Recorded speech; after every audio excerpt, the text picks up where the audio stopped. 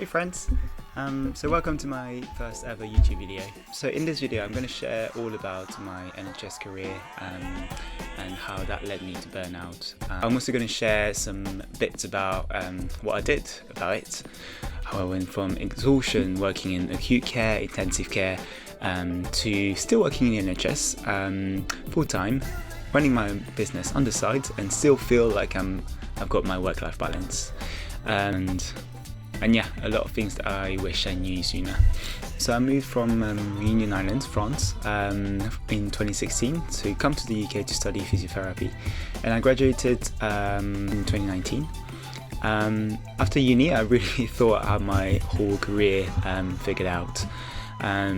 Quite innocent and naive, going through junior rotations, band 5s, band 6s, climbing the NHS ladder, as they say, as a physiotherapist. And for those who don't know, physiotherapists and like all the allied healthcare professionals, so occupational therapists, speech and language therapists, as well as nurses, we're all under the Agenda for Change pay system. So when you graduate from uni, you become a band 5. So that's your pay banding, that's the starting salary when you do a degree. So you start as a band 5, generally there are junior roles, rotational roles, and then you become a band 6, which are generally senior rotational roles or specialist roles, and then band 7s are usually team lead roles, clinical specialists in some trusts, and band 8 and above is usually operational leads and more advanced or more niche specialties. Therefore, banding is more like how much you're paid rather than your title, and that's going to be super important to bear in mind when you want to progress in your career.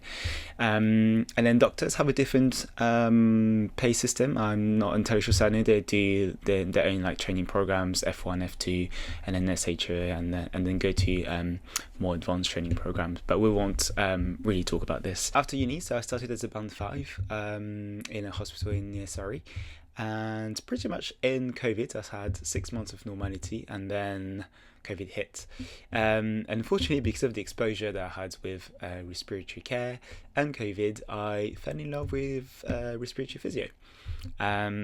So after 2 years, I became a band 6. I went to a respiratory teaching hospital in London, and 2 years after that, I genuinely wanted, to become a band 7, but to have the band 7 role, but I wasn't too sure why. I guess a lot of it was the salary, but yeah, I think I was chasing the wrong things, I guess.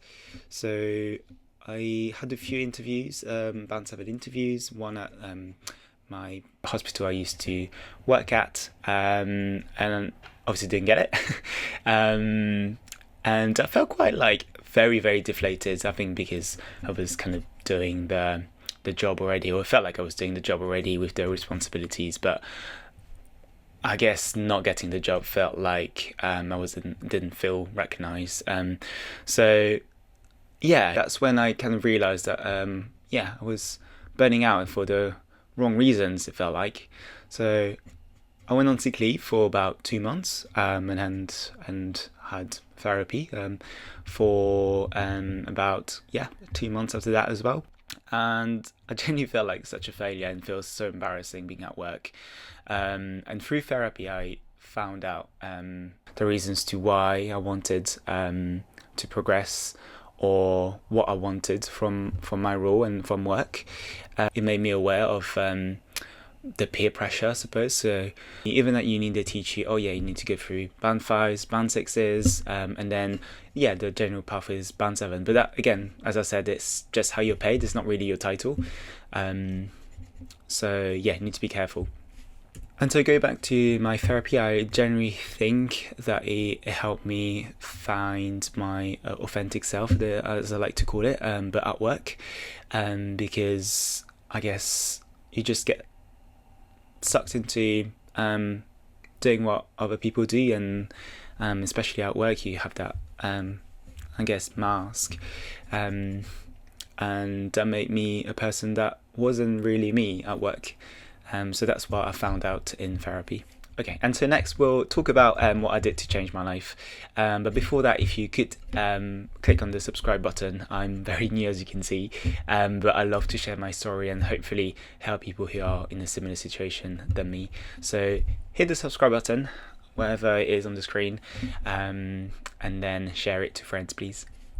So what I did to change was that I left my job. I quit my job. So I went into locuming. So, and again, for people who don't know, locuming is agency work. So you're not technically employed by the hospital, so you don't have a direct contract with them. And in London, it used to be a little bit more paid, but not so much nowadays.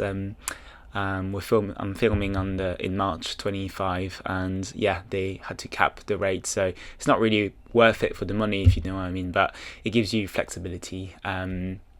And so yeah, that's what I wanted. So I quit my job, went to locuming again, and then found bank roles as well in private hospitals, which gave me that extra cash and flexibility of when I wanted to work on the weekends. So I had no more given on-calls or given weekends, which I think really gave me the space to think, reflect, and plan for my future, and really plan for what I wanted for my life. And so somehow, as a locum, I managed to get that band 7 role that I wanted. Actually, I was paid that as a band 8, which I felt was very lucky. But actually, I had planned for it, and I looked specifically for these jobs. So I became a lead physiotherapist and clinical specialist at the Lane Fox, which was really amazing. And again, it gave me that motivation and time to think more about what I wanted from this career. And then through the first couple of months, I still felt like something was wrong or felt something was off, and I wasn't too sure what. So I ended up learning about coaching. I think it was through like a conversation with a friend. They kind of was telling me that like the questions that I had asked them was, I suppose, gave them a bit more perspective and a different perspective. And so that's when I realised that what I enjoy about physiotherapy is actually giving people the tools or giving people that reflection to motivate them. And so I decided to take a life coaching course, and 3 months later, I graduated. I guess it made me realise also that I had enough of full-time clinical work, and that I wanted to escape, unfortunately. And so the idea was to be working still in the NHS, because for financial reasons, for pension reasons, and then do that part-time, and then coaching part-time as well on the side. And 6 months later, I decided to open my own business, so my coaching business. I might make a video about this and opening a new business. So if that's interested to you, just let me know in the comments, and I can prioritize that. So then recently in December 24, I found that really cool job on NHS, I think it was the NHS jobs page, which is actually now providing me everything that I've been looking for. So I'm doing lots of acute respiratory care, but I've got quite a bit of working from home time, which is amazing, gives me that flexibility. And because it's a new service as well, I'm doing lots of project management, which is exactly what I want for where I am in my life now. And I think this is a very important point. So it's the perfect job, but for where I am now. And I do think that that's the case in life. Like I don't personally think that I will be able to stay in one job for the rest of my life, because I like continuous growth and but that's just me. Obviously a lot of people are quite happy with staying in one job and have their routine, but that's definitely not me.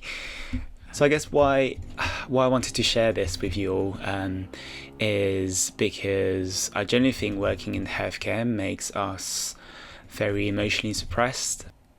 Sometimes it just takes a burnout to realise that it's enough or we're not okay, and because working in healthcare feels like it's just normal, or people tell you that it's normal, and even people outside of healthcare would tell you, oh yeah, well I guess that's kind of what you decided to go into. So it's a lot of like validation about how stressful and how little work-life balance you should have, that it becomes normal. And yeah, I really hope that some people who might see this video kind of reflect, and it's okay not to be okay. And I know nowadays a lot of people say that. What I'm trying to get at is that if I knew this sooner, I probably would have taken action a lot earlier, and I would have not got into that burnout. And yeah, create a life that is a lot more meaningful to me. And so this will be the purpose of my YouTube channel, called Healthcare Success Corner. Again, I think I can put a button somewhere. I'm not sure where. So I'm going to share a bit more about my story, my mistakes, everything that I did along the way, to try and kind of get out of that NHS career, I suppose. So I'm going to do a few videos about career change and entrepreneurship as well. And that's for healthcare professionals who, like me, are had enough really, and are just trying to take control of their lives. Yeah, on that note, see you in the next video. Bye.